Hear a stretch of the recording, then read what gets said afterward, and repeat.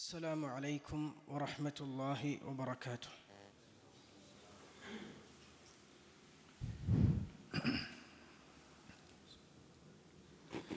الله أكبر الله أكبر.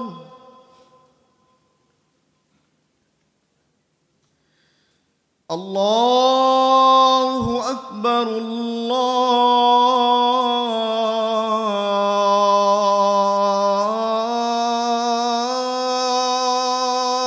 أكبر.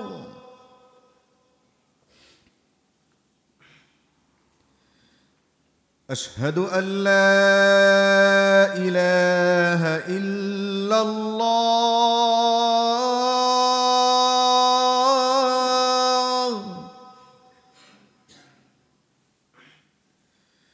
أشهد أن لا إله إلا الله.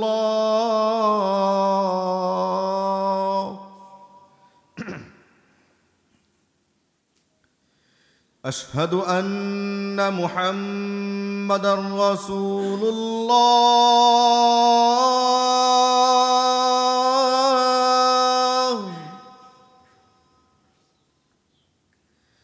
أشهد أن محمدًا رسول الله.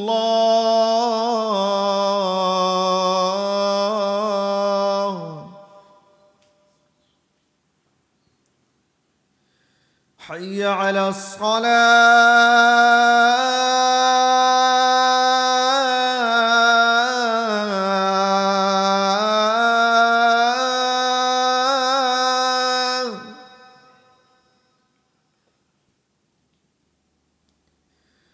حي على الصلاة.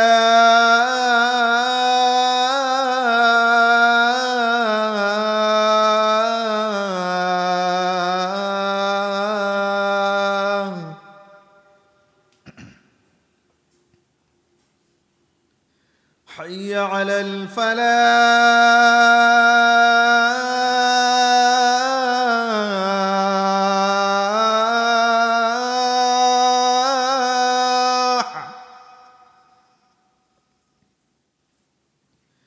حي على الفلاح.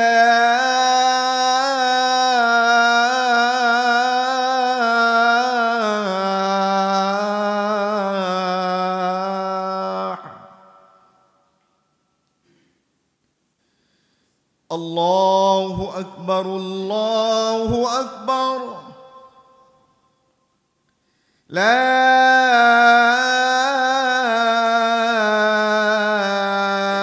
إله إلا الله.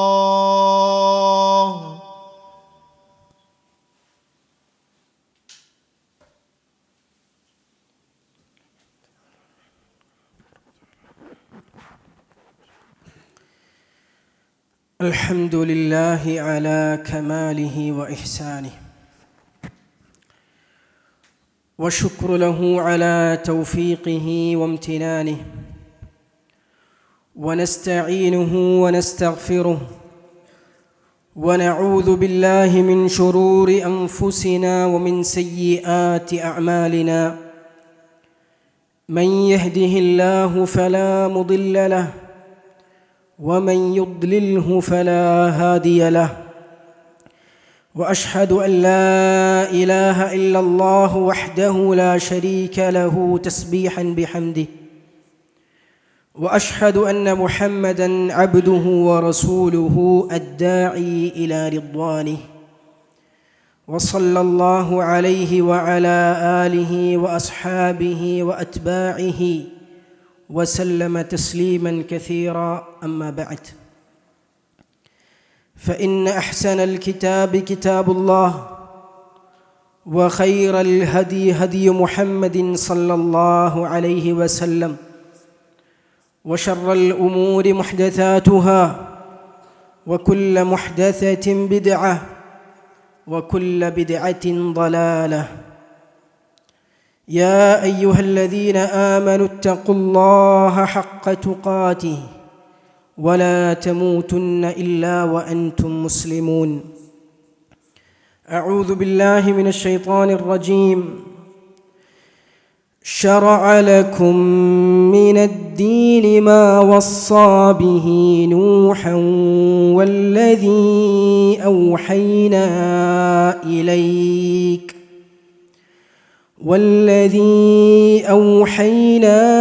إليك وما وصينا به إبراهيم وموسى وعيسى أن أقيموا الدين ولا تتفرقوا فيه كبر على المشركين ما تدعوهم إليه الله يجتبي إليه من يشاء ويهدي إليه من ينيب. സ്നേഹധീനരായ സത്യവിശ്വാസി സഹോദരങ്ങളെ, സഹോദരിമാരെ, അല്ലാഹു സുബ്ഹാനഹു വ തആലയെ സൂക്ഷിച്ച് തഖ്വ ജീവിതത്തിൻ്റെ നിഖില മേഖലകളിലും പാലിച്ചുകൊണ്ട് ജീവിക്കുവാൻ പരിശ്രമിക്കണേ എന്ന് വസിയ്യത്ത് ചെയ്യുകയാണ്.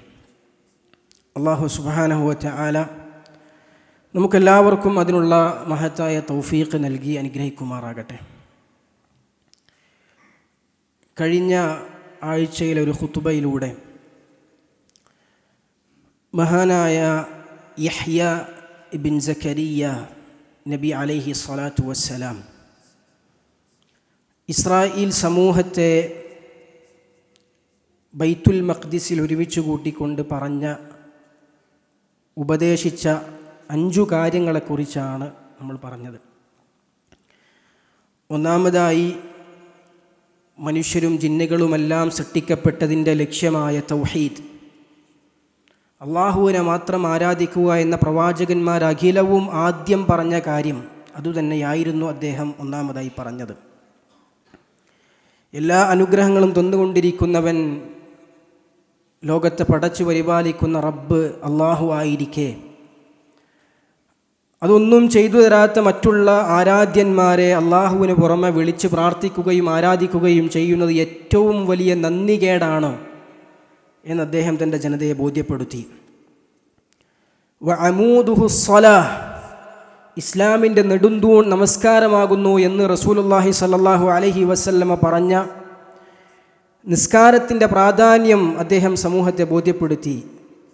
തനിക്കെല്ലാം ഓരോ അടിമക്കും എല്ലാം തന്നുകൊണ്ടിരിക്കുന്ന, തന്നോട് ഏറെ കരുണയും ഏറെ സ്നേഹവുമുള്ള റബ്ബിൻ്റെ മുമ്പിൽ അവനോട് രഹസ്യ സംഭാഷണം നടത്താൻ കിട്ടുന്ന അവസരമാകുന്നു നമസ്കാരവേളകൾ. അതുകൊണ്ട് നിസ്കരിക്കുന്ന സമയത്ത് പൂർണ്ണമായ ഹൃദയ സാന്നിധ്യത്തോടു കൂടി വേണം അള്ളാഹുവിനോട് അഭിമുഖമായി സംസാരിക്കാൻ ഇന്ന് അദ്ദേഹം തൻ്റെ ജനതയെ ബോധ്യപ്പെടുത്തി. മൂന്നാമതായി, തന്നെ വധിച്ചു കളയുവാൻ വേണ്ടി നിൽക്കുന്ന ശത്രുവിൻ്റെ മുമ്പിൽ നിന്ന് തൻ്റെ കയ്യിലുള്ളതെല്ലാം നൽകിക്കൊണ്ട് തൻ്റെ ജീവനെ സംരക്ഷിക്കുന്ന ഒരുത്തൻ, അതുപോലെ അള്ളാഹുവിൻ്റെ ശിക്ഷയിൽ നിന്ന് അള്ളാഹു നമ്മെ ബാധിപ്പിക്കാൻ ഇടയുള്ള ദുരിതങ്ങളിൽ നിന്ന് നമ്മളെ രക്ഷിക്കാൻ കഴിവുള്ളതാണ് നമ്മളുടെ ദാനധർമ്മങ്ങൾ എന്ന് അദ്ദേഹം തന്നെ ജനതയെ ബോധ്യപ്പെടുത്തി. ആ ദാനധർമ്മങ്ങളുമായി ബന്ധപ്പെട്ട വിഷയത്തിൽ, സ്വതക്കയുമായി ബന്ധപ്പെട്ട വിഷയത്തിൽ അതിലേറ്റവും മുഖ്യമായത് നിർബന്ധ ദാനമായ സക്കാത്ത് തന്നെയാണ്. അല്ലാഹു സുബ്ഹാനഹു വ തആല വിശുദ്ധ ഖുർആനിൽ നിസ്കാരത്തെക്കുറിച്ച് പറഞ്ഞ ഒട്ടധിക സ്ഥലങ്ങളിലും അഖീമുസ്സലാ വ ആതുസ്സക്കാ, സക്കാത്തിനെ കൂടി ചേർത്ത് പറഞ്ഞത് കാണാൻ സാധിക്കും. ഇബ്നു അബ്ബാസ് റളിയല്ലാഹു അൻഹുവിനെ പോലെയുള്ള പല സ്വഹാബിമാരും വിശദീകരിച്ചത് കാണാം. അള്ളാഹു പല സ്ഥലത്തും ചേർത്തു പറഞ്ഞ കാര്യങ്ങൾ അത് രണ്ടും നിർവഹിച്ചാലേ ഒരു വിശ്വാസിക്ക് അതുകൊണ്ട് ഗുണമുള്ളൂ എന്നാണ്. ഒന്ന് മാത്രം ചെയ്തതുകൊണ്ട് ഫലമില്ല എന്ന് സ്വഹാബിമാരൊക്കെ പറഞ്ഞത് കാണാൻ സാധിക്കും. അല്ലാഹു സുബ്ഹാനഹു വ തആല അങ്ങനെ സക്കാത്തിനെ പറഞ്ഞിട്ടുണ്ടെങ്കിൽ നമ്മളെ നമസ്കാരം കൊണ്ട് ഫലമുണ്ടാകണമെങ്കിൽ സഹോദരന്മാരെ സക്കാത്ത് കൂടി നമ്മൾ നൽകേണ്ടതുണ്ട്. അല്ലെങ്കിൽ റസൂലുള്ളാഹി സ്വല്ലല്ലാഹു അലൈഹി വസല്ലമ പറഞ്ഞ ആ ഒരു കാര്യത്തിൻ്റെ ശിക്ഷയിൽ നിന്ന് രക്ഷിക്കുന്നതിന് പകരം എന്തൊക്കെ ചെയ്താലും ശിക്ഷ ബാധിക്കുന്ന അവസ്ഥയായിരിക്കും സക്കാത്തിൻ്റെ ബാധ്യത ഉണ്ടായിട്ടും അത് കൊടുക്കാത്തവർക്കുണ്ടാവുക.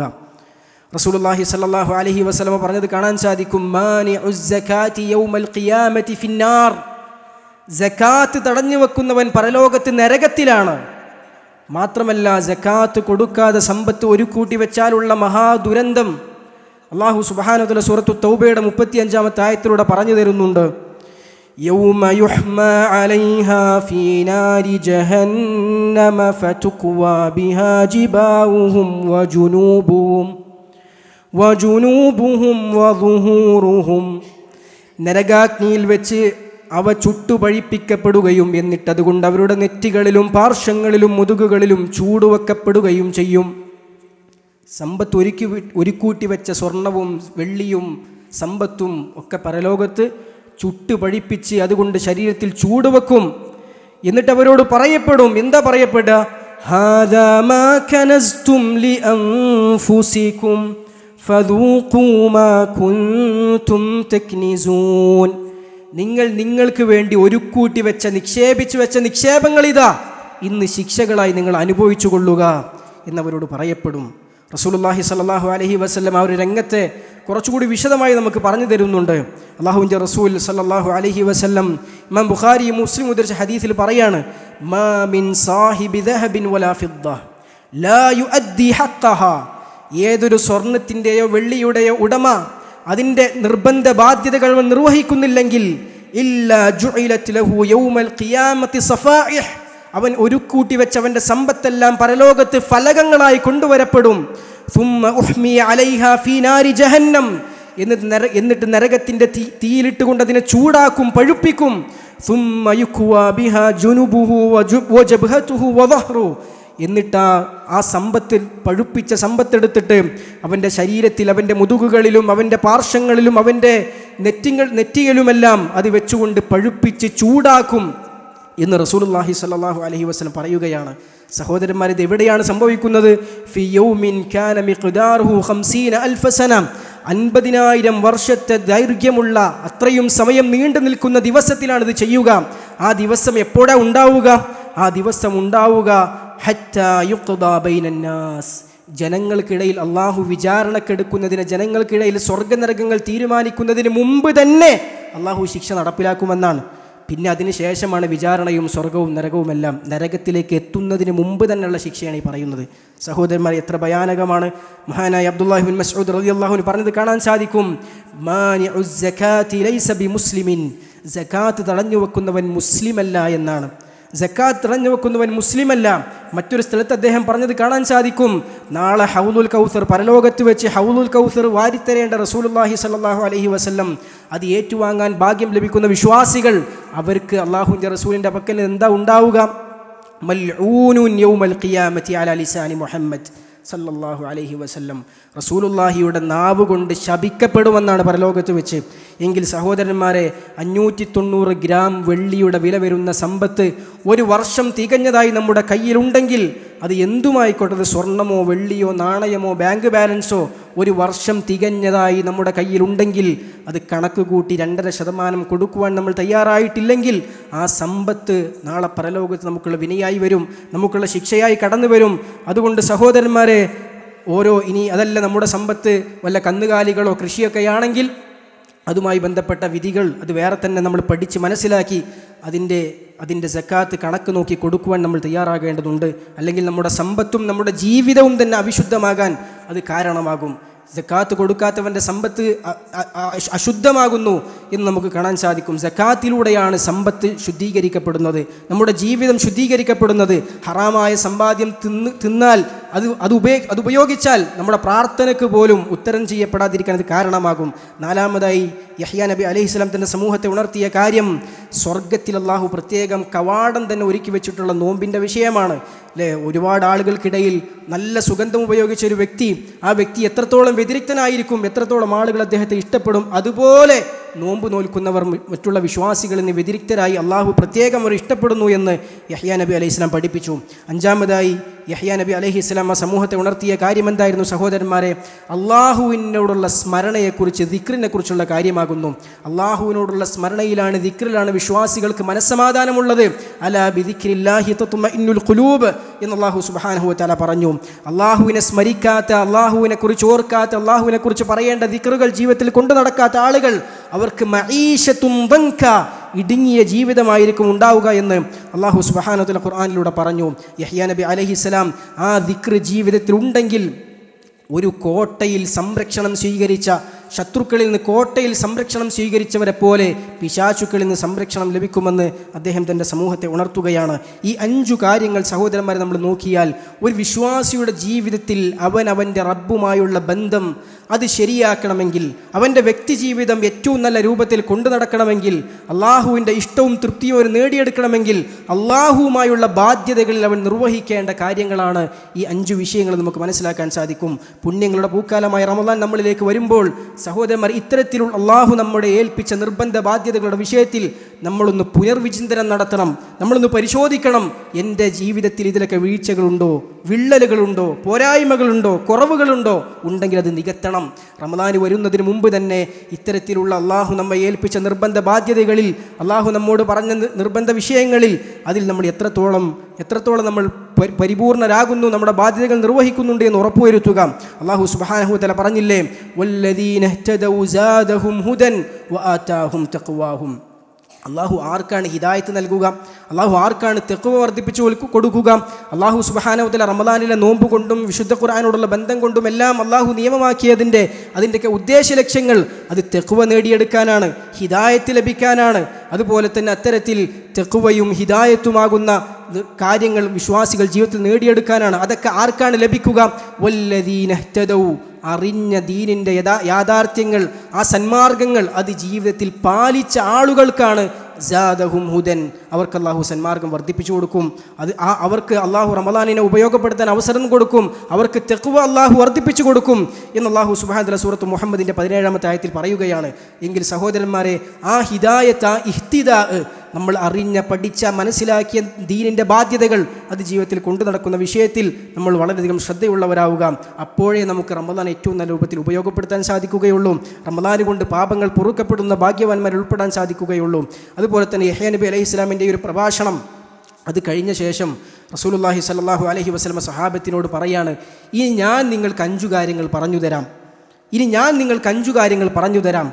എന്താണ് ആദ്യം പറഞ്ഞ 5 കാര്യങ്ങൾ? ഓരോ വിശ്വാസിയും തൻ്റെ റബ്ബുമായുള്ള ബന്ധവുമായി ബന്ധപ്പെട്ടതാണെങ്കിൽ അള്ളാഹുവിൻ്റെ റസൂൽ സല്ലല്ലാഹു അലൈഹി വസല്ലം പറയുകയാണ്, 5 കാര്യങ്ങൾ അല്ലാഹു അമറനി ബിഹിൻ, അള്ളാഹുവാണ് എന്നോട് 5 കാര്യങ്ങൾ കൽപ്പിച്ചത്. എന്തൊക്കെയാണ് 5 കാര്യങ്ങൾ? അസ്സംഉ വത്താഅ വൽ ജിഹാദു വൽ ഹിജ്റ വൽ ജമാഅ. അതാണ് 5 കാര്യങ്ങൾ. ഈ 5 കാര്യങ്ങളെക്കുറിച്ച് പ്രവാചകൻ സല്ലല്ലാഹു അലൈഹി വസല്ലം പറയുകയാണ്. ഈ 5 കാര്യങ്ങൾക്കൊരു പ്രത്യേകതയുണ്ട്.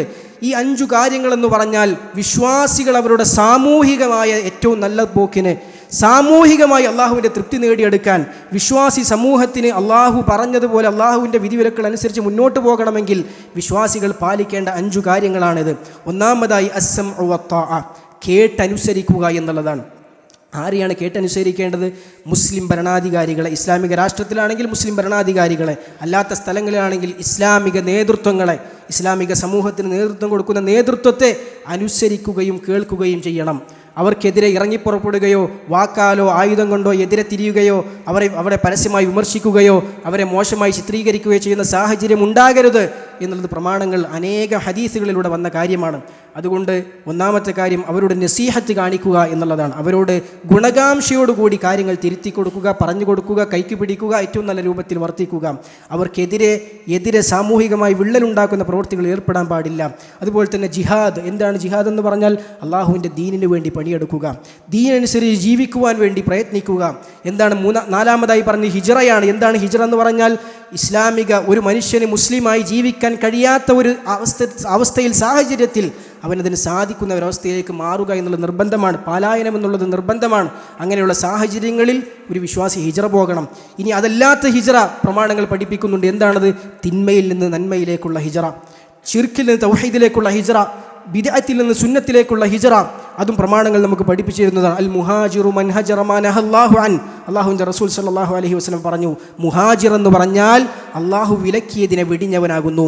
അഞ്ചാമതായി അവസാനമായി റസൂലുള്ളാഹി സ്വല്ലല്ലാഹു അലൈഹി വസല്ലം പറഞ്ഞത് അൽ ജമാഅ. എന്താണ് ജമാഅത്ത് എന്ന് പറഞ്ഞാൽ? സമൂഹം, ഐക്യം എന്നൊക്കെയാണ് ആ വാക്കിൻ്റെ അർത്ഥം. രണ്ട് രൂപത്തിൽ, രണ്ട് രീതിയിൽ ഈ ജമാഅത്തിനെ നമ്മൾ മനസ്സിലാക്കണം. ഒന്നാമതായി സ്വഹാബത്തും താബിഈങ്ങളും അത്ബാഉ താബിഈങ്ങളുമാകുന്ന സമൂഹം. ആ സമൂഹം എങ്ങനെ ദീന് മനസ്സിലാക്കി ആചരിച്ച് കൊണ്ടു നടന്നുവോ അങ്ങനെ മനസ്സിലാക്കുക, ആ ജമാഅത്തിൻ്റെ കൂടെ കൂടുക, സലഫുകളാകുന്ന ജമാഅത്തിൻ്റെ മാർഗം സ്വീകരിക്കുക. അത് വിശ്വാസി സമൂഹത്തിൻ്റെ നന്മയ്ക്ക് വേണ്ടി അത് അത്യന്താപേക്ഷികമാണ്. രണ്ടാമതായി മുസ്ലിം സമൂഹത്തോട് വിഘടിച്ച് നിൽക്കാതിരിക്കുക, മുസ്ലിം നേതൃത്വങ്ങളോട് വിഘടിച്ച് നിൽക്കാതിരിക്കുക. അതും ജമാഅത്തിൻ്റെ ഭാഗമായി പണ്ഡിതന്മാർ വിശദീകരിച്ച കാര്യമാണ്. ഇങ്ങനെയുള്ള ജമാഅത്ത് നിങ്ങൾ മുറുകെ പിടിക്കണം. അല്ലെങ്കിലുള്ള പ്രശ്നം എന്താ? അല്ലാഹുവിൻ്റെ റസൂൽ പറയാണ്, ഫഇന്നഹു മൻ ഫാറഖൽ ജമാഅത ഖൈദ ശിബ്രിൻ.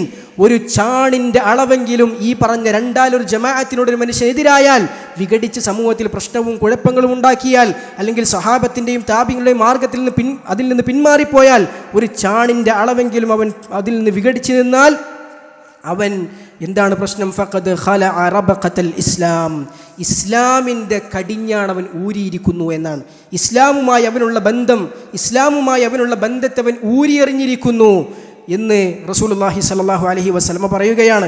ഹത്താ ഇല്ലാ അൻ യർജിഅ. അവൻ അതിലേക്ക് മടങ്ങി വരുന്നത് വരെ അവൻ ഇസ്ലാമിനുമായുള്ള ബന്ധം അത് വിച്ഛേദിച്ചിരിക്കുന്നു.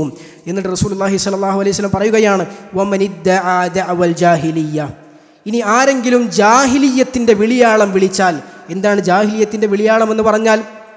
ജാഹിലിയത്തിൻ്റെ വിളിയാളമെന്ന് പറഞ്ഞാൽ ഇസ്ലാം വിരോധിച്ച ജാഹിലിയത്തിൽ ഉണ്ടായിരുന്ന ഒരുപാട് സമ്പ്രദായങ്ങളുണ്ട്, വളരെ മോശപ്പെട്ട സമ്പ്രദായങ്ങൾ. മഹാനായ ഷെയ്ഖ് മുഹമ്മദ് അബ്ദുൽ വഹാബ് റഹിമഹുല്ല മസായിലുൽ ജാഹിലിയ എന്ന് പറഞ്ഞ അദ്ദേഹത്തിൻ്റെ പ്രസിദ്ധമായ ഗ്രന്ഥത്തിലൂടെ 128ഓളം മസ്അലകൾ അദ്ദേഹം പറയുന്നുണ്ട്. ജാഹിലിയത്തിൽ ഉണ്ടായിരുന്ന ഇസ്ലാം വിലക്കിയ കാര്യങ്ങൾ. അത്തരത്തിലുള്ള ഏതെങ്കിലും സമ്പ്രദായങ്ങളോ ആചാരങ്ങളോ നടപടിക്രമങ്ങളോ ജീവിതത്തിൽ ഉണ്ടായാൽ, അത് സമൂഹത്തിൽ കടന്നു വന്നാൽ, അല്ലെ അതിലേക്കാരെങ്കിലും ക്ഷണിച്ചാൽ അവനെക്കുറിച്ചാണ് റസൂലുള്ളാഹി സ്വല്ലല്ലാഹു അലൈഹി വസല്ലം പറയുന്നത്. അതല്ല, മറ്റൊരു അഭിപ്രായമുള്ളത് ജാഹിലിയത്തിലൊരു സംസ്കാരമായിരുന്നു. ഒരു മനുഷ്യൻ അവൻ വേറെ ആരോടെങ്കിലും പ്രശ്നമുണ്ടാക്കിയാൽ, മറ്റൊരു ഗോത്രത്തിലോ കുടുംബത്തിൽപ്പെട്ട മനുഷ്യനോട് പ്രശ്നമുണ്ടാക്കിയാൽ അവൻ വിളിച്ചു പറയും, എൻ്റെ ഗോത്രമേ കടന്നു വരുമെന്ന് പറയും. അവർ അവിടെ ആ മനുഷ്യൻ വിളിച്ചത് നീതിക്ക് വേണ്ടിയാണോ, സത്യത്തിന് വേണ്ടിയാണോ, നന്മയ്ക്ക് വേണ്ടിയാണോ എന്നൊന്നും നോക്കാതെ എന്തിനു വേണ്ടിയും അദ്ദേഹത്തിൻ്റെ കൂടെ പക്ഷം ചേരുകയും പക്ഷപാതിത്വത്തോടുകൂടി സങ്കുചിതമായി തിന്മക്കും അധർമ്മത്തിൻ്റെയും പേരിൽ സഹകരിക്കുകയും ചെയ്യുന്ന ഒരു പ്രവണത ജാഹിലിയത്തിൽ ഉണ്ടായിരുന്നു. അതാണ് ഇതുകൊണ്ട് ഉദ്ദേശിച്ചത് എന്നും പണ്ഡിതന്മാർ പറഞ്ഞത് കാണാൻ സാധിക്കും. ഏതായിരുന്നാലും അത്തരത്തിലുള്ള പ്രവണതകളെല്ലാം ജാഹിലിയത്തിൻ്റെ സമ്പ്രദായങ്ങളാണ്. അങ്ങനെയുള്ള ഏതെങ്കിലും കാര്യത്തിലേക്ക് ഒരു മനുഷ്യൻ ക്ഷണിച്ചാൽ ഫഇന്നഹു മിൻ ജുസാ ജഹന്നം, അവൻ നരകത്തിലേക്ക് പോകാനുള്ള വിഭാഗങ്ങളിൽ പെട്ടവനാകുന്നു എന്ന് റസൂലുള്ളാഹി സ്വല്ലല്ലാഹു അലൈഹി വസല്ലം പറയാണ്. ഈ ജാഹിലിയത്തിൽ ഉണ്ടാകുന്ന കാര്യങ്ങൾ എന്ന് പറഞ്ഞാൽ പലതും മുസ്ലിം സമൂഹത്തിൽ നിലവിലുണ്ട്, അല്ലേ? അതിലേക്ക് ഒരു മനുഷ്യൻ ക്ഷണിച്ചാൽ അവൻ നരകക്കാരിൽപ്പെട്ടവനാകുന്നു. സഹാബി ചോദിച്ചു, യാ റസൂലല്ലാഹ് വ ഇൻ സല്ല വസാം. അല്ലാഹുവിൻ്റെ റസൂലെ, നിസ്കരിച്ചാലും നോമ്പെടുത്താലൊക്കെ നരകത്തിൽ പെടുമോ? റസൂലുള്ളാഹി സ്വല്ലല്ലാഹു അലൈഹി വസല്ലം പറഞ്ഞു, വ ഇൻ സല്ല വസാം. നിസ്കരിച്ചാലും ശരി നോമ്പെടുത്താലും ശരി അവൻ നരകക്കാരൻ തന്നെയാകുന്നു. ഫദ്ഉ ബിദഅവല്ലാഹി അല്ലദീ സമ്മാകും. അതുകൊണ്ട് അള്ളാഹു നിങ്ങളെ വിളിച്ച വിളികളെ അതുകൊണ്ട് നിങ്ങൾ വിളിക്കുക. നിങ്ങൾ സങ്കുചിതമായ പല ഗോത്രത്തിൻ്റെ പേരിലും കുടുംബത്തിൻ്റെ പേരിലും താല്പര്യങ്ങളുടെ പേരിലുമുള്ള കക്ഷി താല്പര്യങ്ങളുടെ പേരിൽ നിങ്ങൾ ഭിന്നിച്ചു നിൽക്കരുത്. അള്ളാഹു നിങ്ങളെ വിളിച്ച വിളികൾക്ക് നിങ്ങൾ ഉത്തരം ചെയ്യുക. മുസ്ലിമീൻ മുഅ്മിനീൻ ഇബാദല്ലാഹ് എന്നൊക്കെ അള്ളാഹു വിളിച്ച ആ നാമത്തിൽ നിങ്ങൾ ഒന്നിക്കുക എന്ന് റസൂലുള്ളാഹി സ്വല്ലല്ലാഹു അലൈഹി വസല്ലം മുസ്ലിം സമൂഹത്തെ ഉണർത്തുകയാണ്. ഈ 5 കാര്യങ്ങളിലാണ് മുസ്ലിം സമൂഹത്തിൻ്റെ നിലനിൽപ്പും വളർച്ചയും ഉയർച്ചയും ഉള്ളത് എന്ന് നമുക്ക് കാണാൻ സാധിക്കും. അള്ളാഹു സുബ്ഹാനഹു വ തആല ഇതെല്ലാം മനസ്സിലാക്കി ജീവിതത്തിൽ പാലിച്ചുകൊണ്ട് ജീവിതം ചിട്ടപ്പെടുത്താനുള്ള തൗഫീഖ് നമുക്ക് നൽകി അനുഗ്രഹിക്കുമാറാകട്ടെ.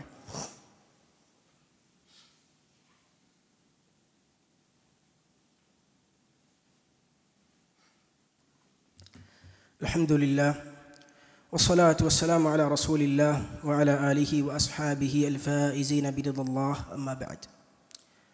സ്നേഹധന്യരായ വിശ്വാസി സഹോദരങ്ങളെ, സഹോദരിമാരെ, അള്ളാഹു സുബ്ഹാനഹു വ തആല സൂക്ഷിച്ച് തഖ്വ പാലിച്ചുകൊണ്ട് ജീവിക്കുവാൻ പരിശ്രമിക്കണേ എന്ന് ഒരിക്കൽ കൂടി വസിയത്ത് ചെയ്യുകയാണ്. അള്ളാഹു തൗഫീഖ് നൽകി അനുഗ്രഹിക്കുമാറാകട്ടെ. ആമുഖമായി ഓതിവെച്ച വചനം സൂറത്തു ശൂറയുടെ 13-ാമത്തെ ആയത്താണ്. അള്ളാഹു സുബ്ഹാനഹു വ തആല പ്രവാചകന്മാരെല്ലാം അവരുടെ സമൂഹങ്ങളോട് പറഞ്ഞ കാര്യം എന്താണെന്നാണ് നമുക്കതിലൂടെ പറയുന്നു തരുന്നത്. അള്ളാഹു പറയാണ് ശറഅ ലക്കും മിനദ്ദീനി മാ വസ്സാ ബിഹി നൂഹ. നൂഹ് നബി അലൈഹിസ്സലാമിനോട് നാം കൽപ്പിച്ച കൽപ്പനകൾ അള്ളാഹു അത് നിങ്ങൾക്കും നിയമമാക്കിയിട്ടുണ്ട്. വല്ലദി ഔഹൈന ഇലൈക്, അതുതന്നെയാകുന്നു നാം താങ്കൾക്കും വഹി നൽകിയത്. വമാ വസ്സൈനാ ബിഹി ഇബ്രാഹീമ വ മൂസ വ ഈസ, ഇബ്രാഹീമിനും മൂസക്കും ഈസക്കും അലൈഹി സ്വലാത്തു വസ്സലാം അവർക്കെല്ലാം നാം വഹി നൽകിയത് അതേ ആശയമാണ്. എന്താണ് ആശയം? അൻ അഖീമുദ്ദീന വലാ തതഫറഖൂ, ദീനിനെ നിങ്ങൾ നിലനിർത്തുക, അതിൽ നിങ്ങൾ ഭിന്നിക്കരുത്. ദീനിനെ നിലനിർത്തിക്കൊണ്ട് നിങ്ങൾ ഭിന്നിക്കാതെ ഇരിക്കണം. ഭിന്നിപ്പ് എന്നുള്ളത് ഇസ്ലാമിൻ്റെ ആശയമല്ല. പക്ഷേ എങ്ങനെയാണ് ഐക്യം വേണ്ടത്? അത് ദീനിനെ നിലനിർത്തിക്കൊണ്ടായിരിക്കണം. ഖബുറ അലൽ മുശ്രികീന മാ തദ്ഊഹും ഇലൈഹി, നിങ്ങൾ വിളിക്കുന്ന ഈ ക്ഷണമുണ്ടല്ലോ, നിങ്ങളുടെ ഈ ദഅവത്തുണ്ടല്ലോ, അള്ളാഹുവിൻ്റെ ദീനിനെ മുറുകെ പിടിക്കണം, ഭിന്നിക്കരുത് എന്നുള്ള ഇത് ക്ഷണമുണ്ടല്ലോ, ഇത് മുശ്രിക്കീങ്ങൾക്ക് വളരെയധികം പ്രയാസമുണ്ടാക്കുന്നുണ്ട്, അവിശ്വാസികൾക്ക് പ്രയാസമുണ്ടാക്കുന്നുണ്ട്. അള്ളാഹു യജ്തബി ഇലൈഹി മൻ യശാ, അവൻ്റെ ദീനിലേക്ക് മുസ്ലിങ്ങളായി ജീവിക്കുവാൻ ഹിദായത്ത് കൊടുക്കുവാൻ അവൻ ഉദ്ദേശിക്കുന്നവരവൻ തിരഞ്ഞെടുക്കുന്നു. വയഹ്ദി ഇലൈഹി മൻ യുനീബ്, അള്ളാഹുവിലേക്ക് പശ്ചാത്തപിച്ച് വിനയപ്പെട്ട് മടങ്ങിപ്പോകുന്ന ആളുകളെ അവരെയാകുന്നു അള്ളാഹു ഹിദായത്ത് കൊടുക്കുക. അതുകൊണ്ട് സഹോദരന്മാരെ, അള്ളാഹുവിലേക്ക് എപ്പോഴും വിനയപ്പെട്ടു പോവുക, അള്ളാഹുവിനോട് ഹിദായത്തിനെ ചോദിച്ചുകൊണ്ടിരിക്കുക, ഹിദായത്തിൽ ഉറച്ചു നിർത്താൻ റബ്ബിനോട് തേടിക്കൊണ്ടിരിക്കുക. അവർക്കാണ് അള്ളാഹു സന്മാർഗം നൽകുക. അള്ളാഹു ഉദ്ദേശിക്കുന്നവരെയാണ് അള്ളാഹുവിൻ്റെ ദീനിന് വേണ്ടി അള്ളാഹു തിരഞ്ഞെടുക്കുക. അള്ളാഹുവിൻ്റെ ദീനിനെ നിലനിർത്തുന്നതിലൂടെയുള്ള ഐക്യത്തിലേക്ക് നമ്മൾ ക്ഷണിക്കുക. വിശുദ്ധ ഖുർആനിലെ അനേകം ആയത്തുകളിൽ അള്ളാഹു സുബ്ഹാനഹു വ തആല ഈ ആശയം പറയുന്നത് കാണാൻ സാധിക്കും. വഅ്തസിമു ബിഹബ്ലില്ലാഹി ജമീഅൻ വലാ തഫറഖൂ, അള്ളാഹുവിൻ്റെ പാർശ്വത്തെ നിങ്ങൾ മുറുകെ പിടിക്കുക, നിങ്ങൾ ഭിന്നിക്കരുത്. അള്ളാഹു സുബ്ഹാനഹു വ തആല പറഞ്ഞു വഅതിഉല്ലാഹ വറസൂലഹു വലാ തനാസഉ, നിങ്ങൾ അള്ളാഹുവിനെ അവൻ്റെ പ്രവാചകൻ അനുസരിക്കുക, നിങ്ങൾ ഭിന്നിക്കരുത്. ഫതഫ്ശലു വതദ്ഹബ റീഹുക്കും, നിങ്ങൾ ഭിന്നിച്ചു പോയാൽ നിങ്ങൾക്ക് ധൈര്യക്ഷയം നേരിടും, നിങ്ങളുടെ വീര്യം നശിച്ചു പോവുകയും ചെയ്യും. അതുകൊണ്ട് നിങ്ങൾ ഭിന്നിക്കരുത്. പക്ഷെ ഐക്യം വേണം. എങ്ങനെയാണ് ഐക്യപ്പെടേണ്ടത്? ദീനിലാണ് ഐക്യപ്പെടേണ്ടത്, ഖുർആനിലും സുന്നത്തിലുമാണ് ഐക്യപ്പെടേണ്ടത്, സച്ചരിതയായ സലഫിൻ്റെ മാർഗത്തിലാണ് ഐക്യപ്പെടേണ്ടത്. അല്ലാഹു സുബ്ഹാനഹു വ തആല മുശ്രിക്കീങ്ങളെ ഇകഴ്ത്തി പറഞ്ഞത് എന്താ? വലാ തകൂനു മിനൽ മുശ്രിക്കീൻ, നിങ്ങൾ മുശ്രിക്കീങ്ങളിൽ പെട്ടുപോകരുത്. മിനല്ലദീന ഫറഖൂ ദീനഹും, എന്താ മുശ്രിക്കീങ്ങളുടെ പ്രശ്നം? അവരുടെ ദീനിനെ അവർ ഭിന്നിപ്പിച്ചു എന്നുള്ളതാണ് പ്രശ്നം. വകാനൂ ഷിയൻ, അവർ വ്യത്യസ്ത കക്ഷികളായി തീർന്നു. കുല്ലു ഹിസ്ബിൻ ബിമാ ലദൈഹിം ഫരിഹൂൻ, ഓരോ കക്ഷിയും അവരുടെ ആദർശത്തിലും അവരുടെ നിലപാടിലും വളരെ സന്തോഷം കൊണ്ടിങ്ങനെ നടന്നു. പക്ഷേ അത് അള്ളാഹു തൃപ്തിപ്പെട്ടില്ല. അതുപോലെ നിങ്ങൾ ആകരുത്. അള്ളാഹുവിൻ്റെ ദീനിൽ നിങ്ങൾ ഐക്യപ്പെടുക, തൗഹീദിലും സുന്നത്തിലും നിങ്ങൾ ഐക്യപ്പെടുക എന്ന് അള്ളാഹു സുബ്ഹാനഹു വ തആല വിശുദ്ധ ഖുർആനിലെ അനേകം ആയത്തുകളിലൂടെ നമുക്ക് പഠിപ്പിച്ചു തരികയാണ്. അതുകൊണ്ട് സഹോദരന്മാരെ, അള്ളാഹുവിൻ്റെ ദീനിൻ്റെ മാർഗത്തിൽ അള്ളാഹുവിൻ്റെ റസൂലും തൃപ്തിപ്പെടുന്ന രീതിയിൽ ആ പ്രമാണങ്ങൾ പഠിപ്പിക്കുന്ന ആശയത്തിലേക്ക് മുസ്ലിം സമൂഹത്തെ വിളിക്കുകയും ക്ഷണിക്കുകയും അതിൽ ഐക്യപ്പെടുവാൻ വേണ്ടി നമ്മൾ വിളിക്കുകയും ചെയ്യുക. അതിലാകുന്നു മുസ്ലിം സമൂഹത്തിൻ്റെ നിലനിൽപ്പും ഐക്യവും നന്മയും ഉള്ളത് നമ്മൾ മനസ്സിലാക്കുക. സഹോദരന്മാർ, റമളാനിലേക്കുള്ള ഒരുക്കമെന്ന നിലക്ക് സഹോദരന്മാരെ, നമ്മുടെ പാപങ്ങൾ നമ്മൾ വെടിയുക. ഖുതുബയുടെ ആദ്യ ഭാഗത്ത് നമ്മൾ പറഞ്ഞതുപോലെ നമ്മുടെ ബാധ്യതകൾ നമ്മൾ നിർവഹിക്കുന്നുണ്ടെന്ന് ഉറപ്പുവരുത്തുക. അള്ളാഹു നമുക്ക് നൽകുന്ന ഏറ്റവും വലിയ ഒരു അനുഗ്രഹമാണ്, അവസരമാണ്, ഓഫറാണ് റമളാൻ എന്നുള്ള അനുഗ്രഹത്തെ നമ്മൾ തിരിച്ചറിയുക. ആ അനുഗ്രഹത്തിൻ്റെ പേരിൽ നമ്മൾ സന്തോഷിക്കുക. ധാരാളമായി റബ്ബിനോട് തൗഫീഖിന് വേണ്ടി പ്രാർത്ഥിക്കുകയും തേടുകയും ചെയ്യുക. അള്ളാഹുവേ, ഈ റമളാൻ ഏറ്റവും നല്ല രൂപത്തിൽ ഉപയോഗപ്പെടുത്തുവാൻ, ഈ റമളാൻ കൊണ്ട് പാപങ്ങൾ പൊറുക്കപ്പെടുവാൻ, ഈ റമളാൻ കൊണ്ട് നരകമോചനം ലഭിക്കുന്നവരിൽ ഞങ്ങൾ ഉൾപ്പെടുത്തണേ എന്ന് റബ്ബിനോട് പ്രാർത്ഥിച്ചു കൊണ്ടിരിക്കുക. അങ്ങനെ നോമ്പ് കൊണ്ടും രാത്രി നമസ്കാരം കൊണ്ടും ഖുർആൻ പാരായണം കൊണ്ടും റമളാനിനെ സമ്പന്നമാക്കാൻ, അങ്ങനെ റമളാനുമായി ബന്ധപ്പെട്ട എല്ലാ ആരാധനാ കർമ്മങ്ങളുടെയും വിധിവിലക്കുകളും അതിൻ്റെ ശ്രേഷ്ഠതകളും നമ്മൾ പഠിച്ച് മനസ്സിലാക്കുക എന്നുള്ളത് വളരെ പ്രധാനമാണ്. സഹോദരന്മാരെ, റമളാനുമായി ബന്ധപ്പെട്ടതിലേക്ക് ഒരുങ്ങേണ്ടത് ഏറ്റവും പ്രധാനപ്പെട്ട ഒരു ഭാഗം അതിൽ നമുക്ക് ചെയ്യാനുള്ള കാര്യങ്ങളെക്കുറിച്ച് പഠിക്കുക എന്നുള്ളതാണ്. അതിൻ്റെ ശ്രേഷ്ഠതകളെക്കുറിച്ചും മഹത്വങ്ങളെക്കുറിച്ചും വിധിവിലക്കുകളെക്കുറിച്ചും പഠിച്ചുകൊണ്ട് ചെയ്യുക. അങ്ങനെ എല്ലാത്തിനും കൃത്യമായ സമയം കണ്ടെത്തുവാനുള്ള പ്ലാനിങ്ങുകൾ, പ്രാക്ടിക്കലായ പ്ലാനുകളോടുകൂടെ റമളാനിലേക്ക് നമ്മൾ ഒരുങ്ങുക. റമളാൻ്റെ ലക്ഷ്യമായ ക്ഷമയും തഖ്വയും ഹിദായത്തും അള്ളാഹുവിനെക്കുറിച്ചുള്ള സ്മരണയും പാപമോചനവും അതെല്ലാം നേടിയെടുക്കാനുള്ള വമ്പിച്ച ഒരു അവസരമെന്ന നിലക്ക് നമ്മളിതിനെ വിനിയോഗിക്കുക. അള്ളാഹു സുബ്ഹാനഹു വ തആല നമുക്കെല്ലാവർക്കും അതിനുള്ള മഹത്തായി തൗഫീഖ് നൽകി അനുഗ്രഹിക്കുമാറാകട്ടെ. അള്ളാഹു സുബ്ഹാനഹു വ തആല നമ്മിൽ നിന്ന് മരണപ്പെട്ടു പോയ നമ്മളിൽ നിന്ന് മരണപ്പെട്ടു പോയ നമ്മുടെ ബന്ധുമിത്രാദികൾ, മാതാപിതാക്കൾ, അത്തരത്തിലുള്ള നമ്മുടെ വേണ്ടപ്പെട്ടവർ, അവരെയും നമ്മെയും എല്ലാം അള്ളാഹു അവൻ്റെ ജന്നാത്തുൽ ഫിർദൗസിൽ ഒരുമിച്ച് കൂട്ടി അനുഗ്രഹിക്കുമാറാകട്ടെ. അള്ളാഹുവിൻ്റെ കഠോരമായ നരകശിക്ഷയിൽ നിന്ന് അവൻ്റെ മഹത്തായ കാരുണ്യം കൊണ്ട് നമ്മെ കാത്തിരക്ഷിക്കുമാറാകട്ടെ. നമ്മുടെ ബന്ധുക്കളെയും വേണ്ടപ്പെട്ടവരെയും എല്ലാം അള്ളാഹു സുബ്ഹാനഹു വ തആല അതിൽ നിന്നും മോചിതരാക്കട്ടെ. അള്ളാഹു സുബ്ഹാനഹു വ തആല നമ്മിൽ നിന്ന് വ്യത്യസ്ത തരത്തിലുള്ള പ്രയാസങ്ങൾ അനുഭവിക്കുന്ന നിരവധി ആളുകൾ, പല രോഗം കൊണ്ട് പ്രയാസപ്പെടുന്ന ആളുകൾ, എല്ലാവരുടെയും രോഗങ്ങളും എല്ലാവിധ പ്രയാസങ്ങൾക്കും പൂർണ്ണമായ ശമനവും ദൂരീകരണവും നൽകി അനുഗ്രഹിക്കുമാറാകട്ടെ. റബ്ബന ആതിന ഫിദ്ദുനിയ ഹസന വഫിൽ ആഖിറതി ഹസനതൻ വഖിന അദാബന്നാർ. അല്ലാഹുമ്മ ഇഗ്ഫിർ ലിൽ മുസ്ലിമീന വൽ മുസ്ലിമാത്ത് അൽ അഹ്യാഇ മിൻഹും വൽ അംവാത്ത്. അല്ലാഹുമ്മ അഇസ്സൽ ഇസ്ലാമ വൽ മുസ്ലിമീൻ.